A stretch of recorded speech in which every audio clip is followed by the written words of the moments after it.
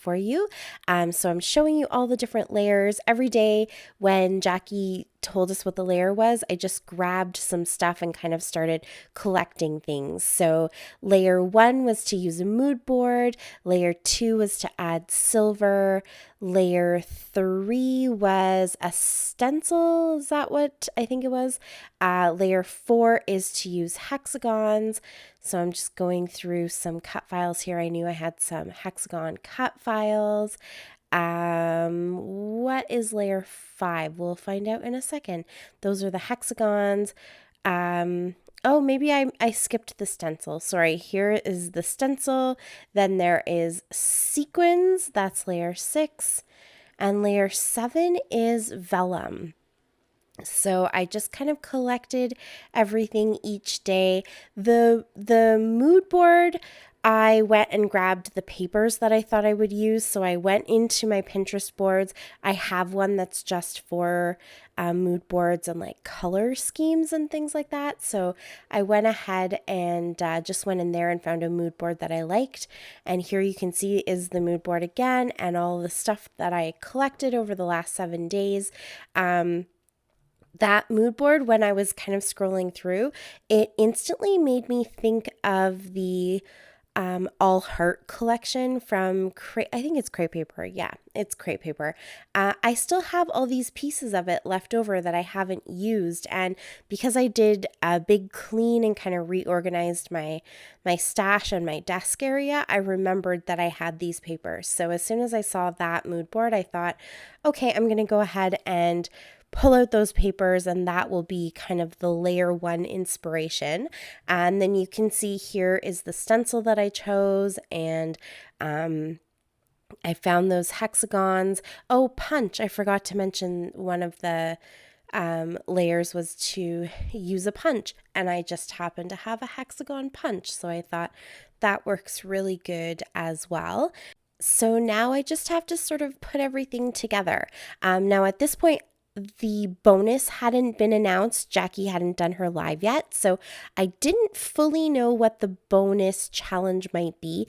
And sometimes that really throws a twist, and sometimes it's not that bad. So I kind of go with the flow depending on what the first couple of layers might be. Sometimes I will just go ahead and start putting the actual layout together with each new layer. And sometimes, like in this case, I just kind of gathered the supplies, and once I had all the layers, then I started putting everything together. So you can kind of do it either way. It's totally up to you. You can wait till all of the layers and the bonus have been announced and then go ahead and pull everything together and figure out what you're going to do. But I kind of like the fun of doing it day by day, because it really gets you doing some crazy things that you might never have thought of, like combining stars and hexagons, for example. You can see here I'm trying to figure out how to bring the hexagons into this layout. So basically what I decided to do, here, I think I'm checking everything off as I go. And yeah, I didn't have the bonus yet. So I had this picture of some ice cream. Kaylin and I went for ice cream after her little, you can't even call it a graduation ceremony, because this was during COVID when she graduated from junior high into high school.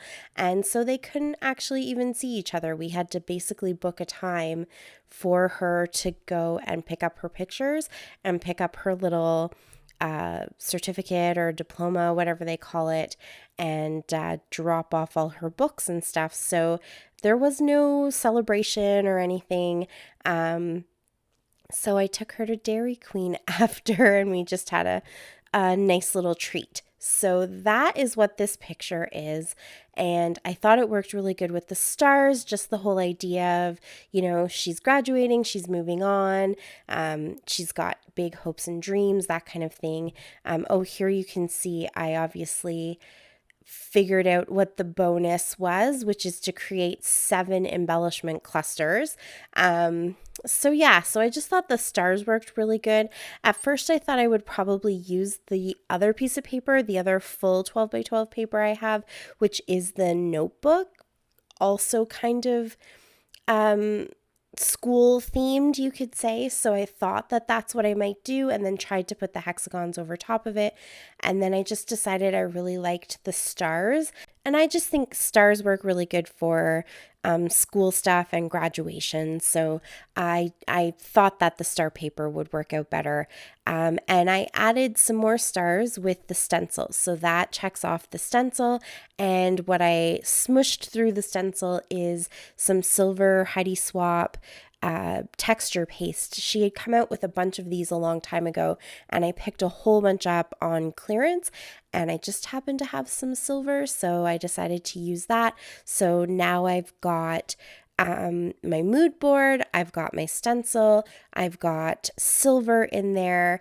I kind of did, I used that stencil that has like multiple different sections to it, I guess you could say. So I used the one that's sort of like a border strip of stars, and then I decided to try the big star. I knew there was a big chance that I was going to screw it up because stenciling is not something I'm very good at, but if you noticed, I was a good girl this time and I taped my stencil down, and that's definitely a good strategy so it didn't move all around and I didn't accidentally pick it up or anything like that. So that big star turned out so cool. I really love it. I definitely think that that stencil, like that size of shape, was probably intended more for sprays. It just, I'm sure, works much better with sprays, but I think it turned out so cool with the texture paste and I just love it. So went ahead and let that all dry,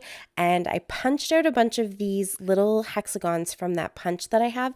That's a Creative Memories punch, and I was trying to figure out, while it was drying kind of off camera, I was trying to figure out how I would incorporate them. And you know what, honestly, there's no rules in scrapbooking, and there's nothing to say that you can't take hexagons and mix them with stars. You honestly could go ahead and do that. But I just thought the shapes were kind of bold compared to the stars, which are there and they're dark and they're present, but they sort of fade into the background a little bit.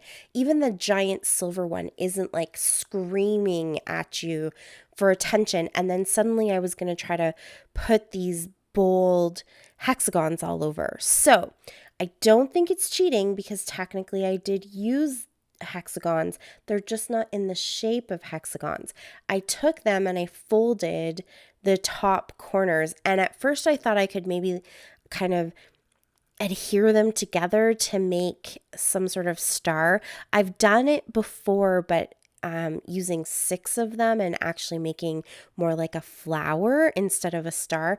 But I kind of fiddled around to see if I could make them into some sort of 3-dimensional stars, and it just didn't quite look right because they have 6 sides. They work really nice to make 3-dimensional flowers, but I didn't really like the stars, and so I was kind of playing around with how I might be able to tuck them in behind the picture, and then I just said, you know what, I'm going for it. This is what Craft IQ is all about. You get all of these crazy layers and you have to play around with them and you have to kind of figure out how to bring them all together, and sometimes that puts you outside of your comfort zone, outside of your box, and you do some crazy things and you try some crazy new things. And that's what I did. So I kept them kind of folded and I just made those little corners.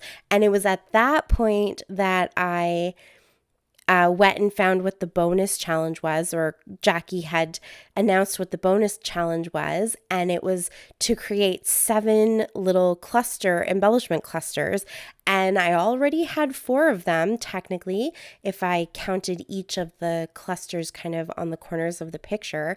So I thought I'll punch a couple more hexagons, fold them up, and create 3 more little clusters, and now I've even got the bonus challenge. So kind of out of my comfort zone because, you know, this is just definitely something I've never done before, but I like it. I like the way that it came out. I like the kind of little floating clusters, the one kind of in that very top corner and the one sort of where the star is. I felt like it kind of fit there because there was a little cluster of stars in the back of or on the paper in the background is what I was trying to say. And then also it's sort of right at the tip of that big silver star. So I don't know, for some reason it all just worked out for me and I thought it looked really good. And so I went with it. So I just folded those hexagons into little triangles and added them to the sort of cluster that's on the far left, right there where I'm working, and then one little hexagon-y triangle in each of those little floating clusters. And then I also had the stickers, the 6x12 sticker sheets. So I went through those and just added some stickers to each of my little clusters. Each cluster is completely unique. So I tried to balance them and kind of give them some similarities, but they're completely unique in the type of sticker they got, the size of sticker they got, and even now putting the sequins, none of them have the exact same combination of sequins. I figured because this is kind of a more random layout, it's asymmetrical. Instead of trying to match everything perfectly, which is something I do quite often, let's just throw caution to the wind and make each one its own unique little cluster of embellishments. So I think I got everything. Oh, the vellum. I forgot to tell you, I actually matted my photo with some blue vellum. And then these sequins are from Spiegel Mom Scraps. She created those exclusively for Wild Whisper. And I did also use some of the stickers from my Glitter Girl big sticker book that I have. Just some of the stuff kind of has some similar colors to it, and I needed a few smaller things like those stars and some of these little words there just to fill in some of the gaps. And that's it. That's my layout. That's how it came out, and I actually really love it. So thank you so much for watching. I really, really appreciate it. All the links are down below, of course, so you can follow along and see how everybody else created their layouts using the same layers. And if you have any questions, you can leave them for me down below. I love to chat with you guys. Please subscribe if you haven't already. And until next time, happy scrapping. Bye.